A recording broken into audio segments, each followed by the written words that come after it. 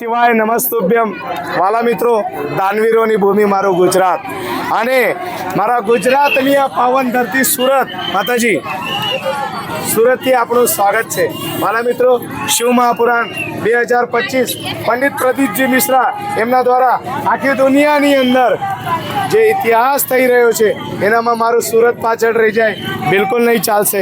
કારણ આ દાનવીરોની ભૂમિ છે, આ પ્રેમાળ લોકોની ભૂમિ છે, આ શૂરવીરોની ભૂમિ છે. એવા ગુજરાતના સુરત પરથી હું આપણું સ્વાગત કરું છું. વાલા મિત્રો, જ્યારથી કથા સ્ટાર્ટ થઈ છે, જ્યારથી આયોજન સ્ટાર્ટ થયું છે, ત્યારથી ડેલી તમારા સુધી પહોંચવાનો એક નાનકડો પ્રયત્ન કરીએ છીએ.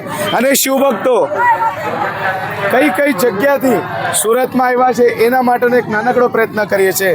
માતાજી, તમારું નામ શું છે? નૈનાબેન. નૈનાબેન, તમે ક્યાંથી આવ્યા છો? રાજકોટથી આવ્યા છે. રાજકોટથી આવ્યા છો. કેટલા જણા આવ્યા છો? અમે બે જણ આવ્યા છો. તમારું નામ? અંજના વસાણી. હું રાજકોટથી જ આવેલી છું. અમારા મધર છે. બોલો. મમ્મી અને દીકરી સાથે આવ્યા છે. અને ભાઈ? નાગપુર, મહારાષ્ટ્ર. નાગપુર, મહારાષ્ટ્ર. વાલા મિત્રો, આ શિવભક્તિનો પ્રેમ છે. કદાચ 20, 25, 50 વર્ષ પછી તમે હો કે હું ના હો ખબર નહીં, પણ જે છોકરાઓ નાના છે અત્યારે વિડીયોમાં આવ્યા છે કે છે અરે હમ ભી થે ઉસ ટાઈમ પે. કાલનો દિવસ કેવો છે કોને ખબર નથી, પણ આજનો દિવસ મહાદેવે આપણને આપ્યો છે તો જીવી લો ને વાલા મિત્રો. કાલનું ખબર નથી કે સમય આપણને શું બતાવવાનો છે. શું કહેવા માંગશો તમે?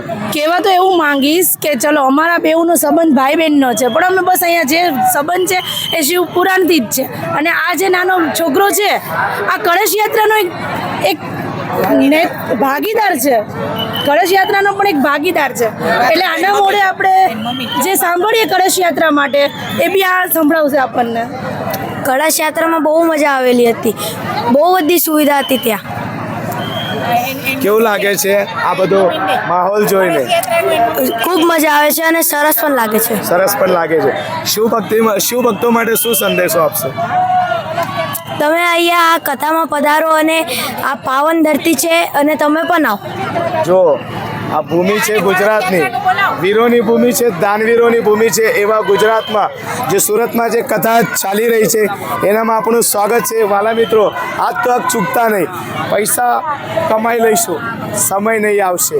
એના માટે આપ સૌ શિવભક્તોનું હાર્દિક સ્વાગત છે. આવો, સેવામાં ક્યાંય કમ નહીં પડે એ અમારી ગેરંટી. બોલો હર હર શ્રી શિવાય.